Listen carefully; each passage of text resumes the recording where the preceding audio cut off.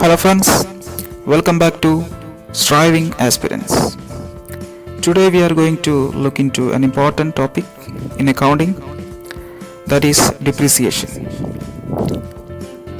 So in this video presentation we will be looking into the term depreciation and the two important methods to calculate depreciation. In order to talk about depreciation, first we have to talk about fixed assets, because upon fixed assets we are calculating depreciation.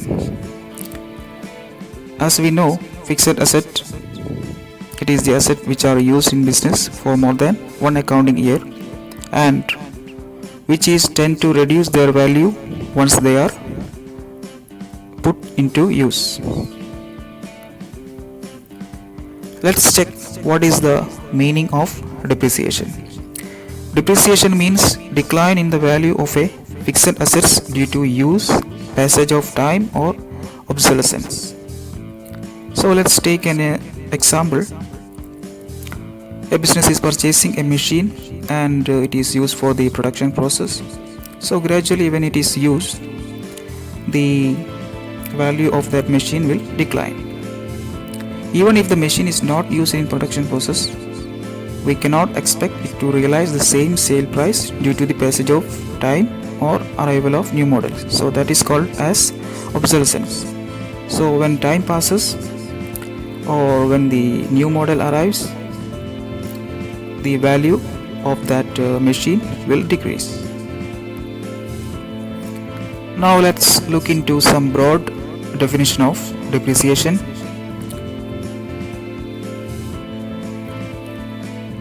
So depreciation is a permanent, continuing and gradual shrinkage in the book value of fixed assets.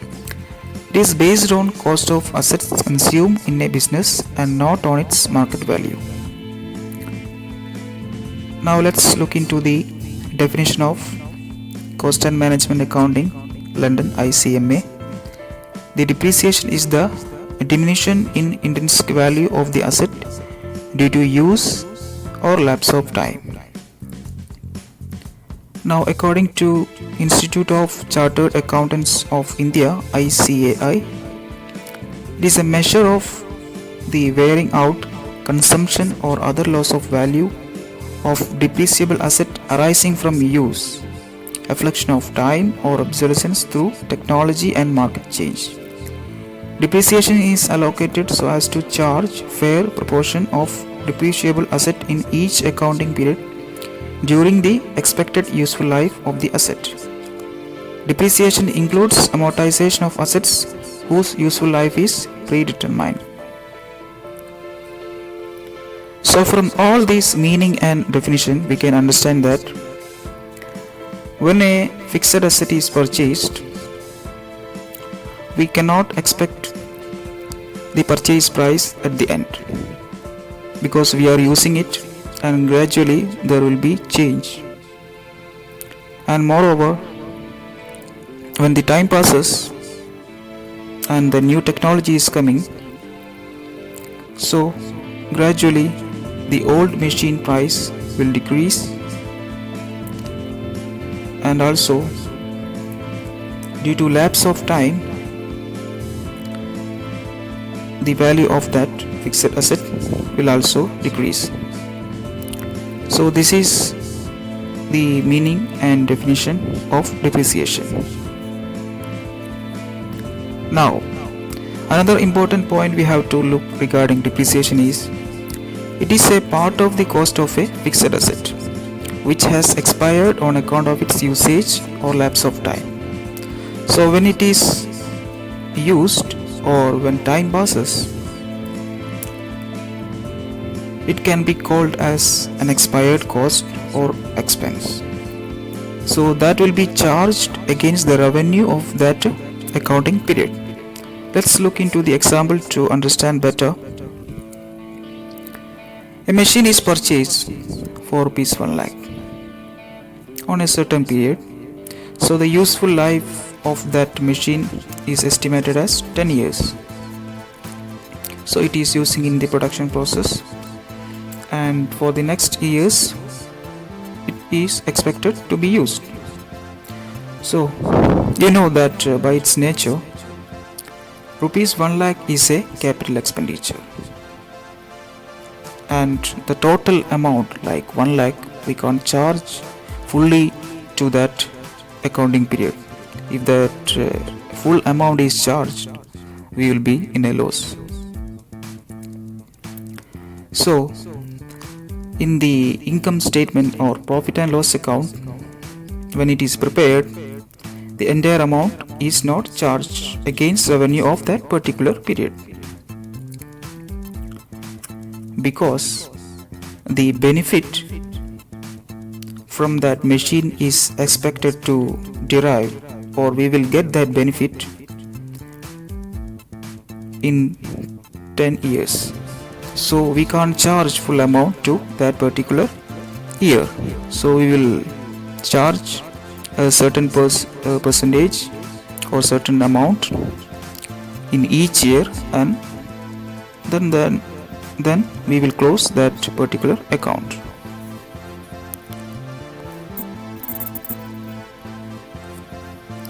So that amount we are charging, it will be shown as a charge against profit, and this is debited to the profit and loss account, means that is shown in the debit side of profit and loss account. Now let's check the features of depreciation. We have already seen, but we can again look into each point one by one. It is the decline in the book value of fixed asset. Second one, it includes loss of value due to affliction of time, usage or obsolescence. Third one, it is a continuing process, means each year we will charge a certain amount against profit. Fourth one, it is an expired cost and hence must be deducted before calculating taxable profits. So here we can see one example. If profit before depreciation and tax is rupees 50,000 and depreciation is 10,000, we have to deduct like this: profit before depreciation and tax 50,000 less 10,000. So we will get this amount 40,000. And the fifth point is, it is a non-cash expense, means does not involve any cash outflow. It is like writing off our capital expenditure each year. Now let's look into the causes of depreciation. First one is wear and tear due to use or passage of time. So what is this actually? When a machine or a fixed asset it is used in a business, we know when the time passes it will reduce that technical capabilities of that particular asset. Also this physical deterioration, means when it is exposed to nature like weather change, wind, rain, its physical nature will change. So this is wear and tear due to use of passage of time. Second point is expiration of legal rights. Certain category of assets will be having certain agreements, in certain legal agreements will be there. So when this legal agreement or right, when it is finished, we can say the asset lost their value. Example, we can say like patents, copyrights, lease agreements. So when it is completed, so we can say like the value will decrease or the value of that asset is lost. Next point is obsolescence. Simply we can say like out of date, means when there is technological changes or improvements in production methods or market change, new machine is coming into the market. So all this we can say like obsolescence. Another point is abnormal factors. This can be due to factors such as accidents, due to fire, earthquake, floods, etc. So accident loss is permanent but not continuing or gradual. For example, a car which has been repaired after an accident will not fetch the same price in the market even if it has not been used. So it's a simple thing. Now let's look into the important methods to calculate the depreciation. So here we are discussing two important methods, which are straight line method and written down value method. Apart from these methods, we have annuity method, depreciation fund method, insurance policy method, sum of years digit method, double declining method, etc. So to take a separate or a particular method depends upon the type of asset, nature and use of such asset, and circumstances prevailing in the business. Now let's look into the straight line method. This is one of the earliest and widely used method. This is called as the fixed installment method because for each year the depreciation amount remains constant. Means the depreciation amount will be same from year to year. So a fixed and equal amount is charged as depreciation in every accounting period during the lifetime of an asset. Now this is the calculation formula. Depreciation equal to cost of asset minus estimated net residual value divided by estimated useful life of asset. And to calculate the rate of depreciation, this is the formula: annual depreciation amount divided by acquisition cost into 100. Now let's look into a simple example to understand what is a straight line method. So this is the example. The original cost of asset is rupees 2,50,000 and the useful life of the asset is 10 years, and net residual value is estimated to be rupees 50,000. So this is the calculation formula: annual depreciation amount equal to acquisition cost of asset minus estimated net residual value divided by estimated life of asset. So that will be like rupees 2,50,000 minus rupees 50,000 divided by 10. So we will get the amount as rupees 20,000. And the rate of depreciation we have to calculate with this formula: annual depreciation amount divided by acquisition cost. So the annual depreciation amount we have got is rupees 20,000. So we have to divide it by 2,50,000.